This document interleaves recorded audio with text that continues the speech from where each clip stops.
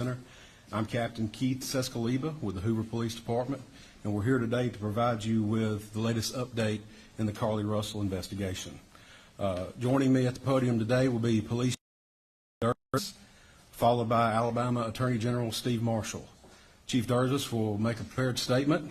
After Chief Durgis' statement is over with, Attorney General Marshall will also offer a few comments.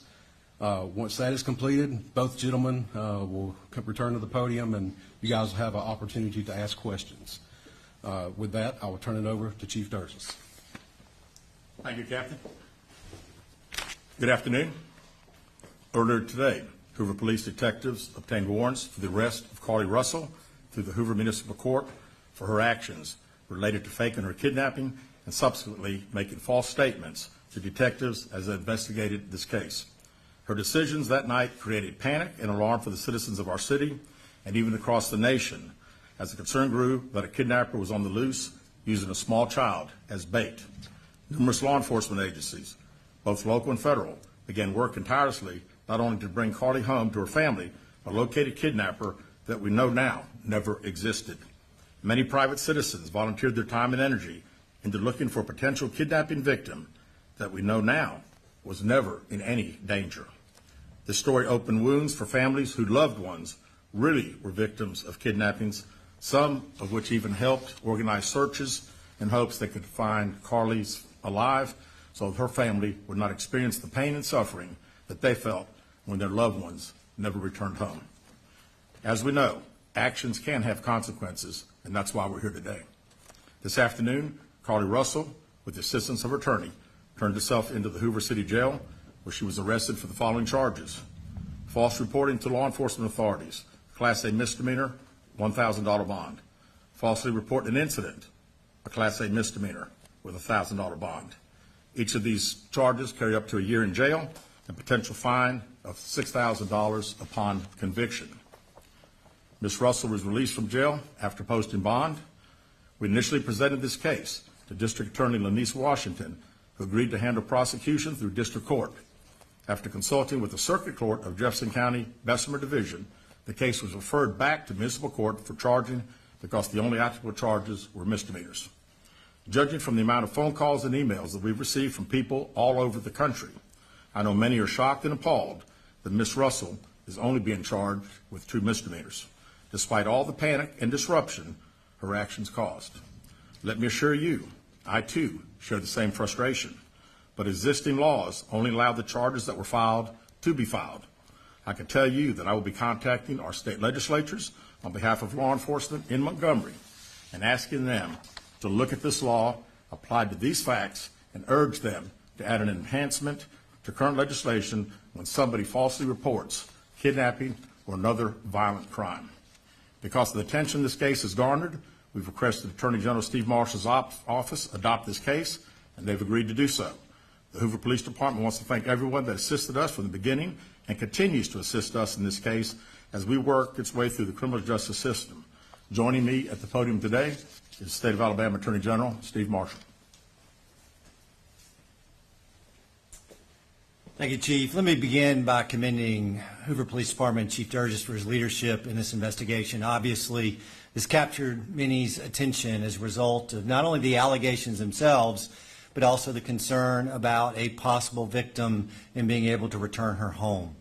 The work that was done by the Hoover Police Department was monumental in its lift, and the results of that work you are seeing come to fruition today with the charges that have been levied. I also want to commend the many other men and women of both state and federal law enforcement for their work collaboratively with the Hoover Police Department in assisting in this investigation. Chief, appreciate the opportunity to be able to partner with you in this prosecution. We will dedicate a team to be able to help the city of Hoover in handling these 2 individual charges and look forward to bringing this case to fruition. One thing I would add is that we don't see this as a victimless crime. There are significant hours spent, resources expended as a result of this investigation, and not only that, but the many men and women who are civilians that wore those yellow vests on a hot afternoon and evening looking for someone they thought was abducted, trying to be of assistance. We intend to fully prosecute this case and look forward to working with the Hoover Police Department moving forward. We also would tell you that we will continue to monitor this investigation to determine whether or not there are any additional charges that need to be brought, and we'll evaluate those as the facts are presented. Thank you. All right, at this time, we'll open the floor to questions. If you'll please raise your hand and identify yourself and your affiliation when I call on you. David Lamb, CBS 42. This question for Mr. Attorney General. What is it about this case that made it rise to the level to where it was a case that you wanted to take on and be involved in? We handle cases across the state. We have jurisdiction throughout for both misdemeanors and felonies, and when Chief Burgess asked for our assistance, we were more than happy to be able to assist. Is it common for you all to be involved in misdemeanors like a case like this? It's not uncommon. Right here.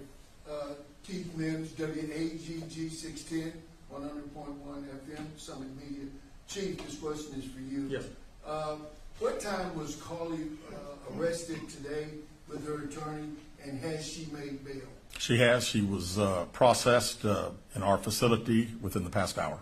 Do you expect any charges to be forthcoming with her parents, or is this just all on Carlee at this point? At this point, and again, I think anything is, all as the Attorney General said, their team will also be searching through our files, and we'll find out what they say. Carol. Carol Robinson with AL.com.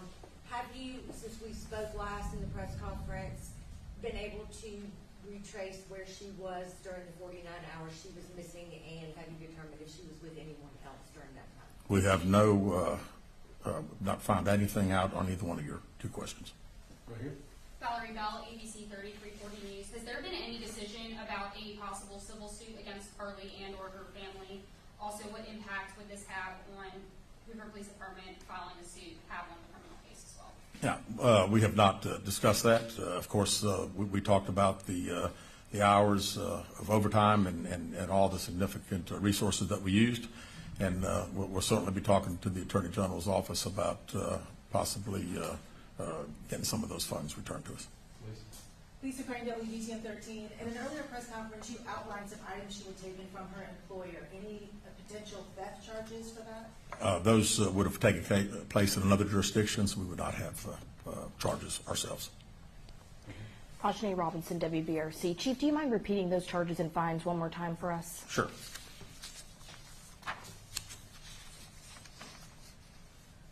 False reporting to law enforcement authorities, Class A misdemeanor with $1,000 bond. Falsely reporting an incident, a Class A misdemeanor with a $1,000 bond. Chief, I know you mentioned this the last time we were together. Just wondering if you have any update on an idea of the cost that the Hoover Police Department expended in those 49 hours Carlee Russell was missing. And one final question, do you at this point have any more information if Carlee Russell acted alone or anyone helped her? Yeah, we have not finished, obviously, the 49 hours. We've been certainly busy since her return, so I still don't have a total on that, and we don't have any idea where Carlee Russell was for 49 hours. Right here. Keith Mims, WAGG 610. Chief, let me ask you this. Going forward, there's been a lot of concern in the community as per young black and brown females being reported missing. Would Hoover and other agencies have the same fervor going forward as they did with the case with Carlee Russell? Absolutely. This, as I said initially, our focus was bringing Carlee home, and she got home. And then our focus has been to find out if there was a kidnapping. We find out there's not. We work every case like all other law enforcement does, so I don't have any concern anywhere that would be an issue. And can I echo what Chief said? I've been in law enforcement for 27 years. Law enforcement throughout this state. I've never seen anybody interested in the color of your skin in investigating a criminal case, and I expect, regardless of your gender, your race, when that report is filed, that Alabama law enforcement is going to do its job. Valerie Bell, ABC 3340. What was her emotional state when she arrived to the jail today, and is she seeking any help at this point in time? I was not there, so I really can't tell you exactly, and I really don't know anything else. All right, last question. Ajane Robinson, WBRC. Chief, what are next steps after this? What is going to happen next? Well, right now, the Attorney General's office attorneys will start dealing with our detectives and going through case files and preparing prosecution, I presume. Thank you guys very much. Will y'all be releasing a mugshot? Yes, we will momentarily. Thank you. Thank you.